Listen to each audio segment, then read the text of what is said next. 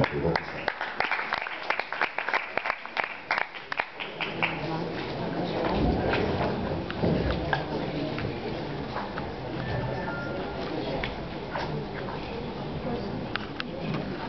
ערב טוב לכולם.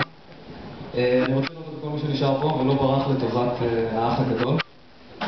בשמי ובשם כלל העובדים המצטיינים בשנת 2008 אני רוצה להודות לכל מי שהגיע, למי שטרח והכין את הטקס הזה, למנהלים שהמליצו עלינו ולוועדה שבחרה בנו.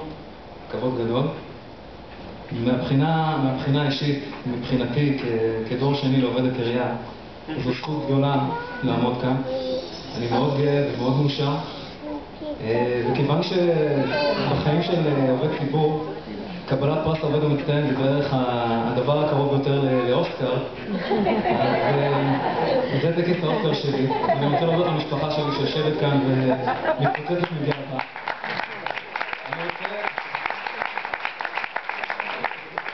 אני רוצה להודות לכל החברים שהגיעו, לכל מי שהגיע.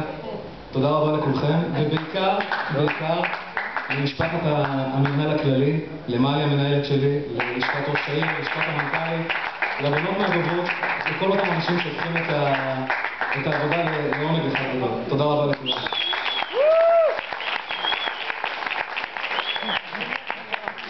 תודה לך אורן. סניה, אם אני אשליך לדבריך, הקשבתי חלום, הנחיתי את טקס האוסקר.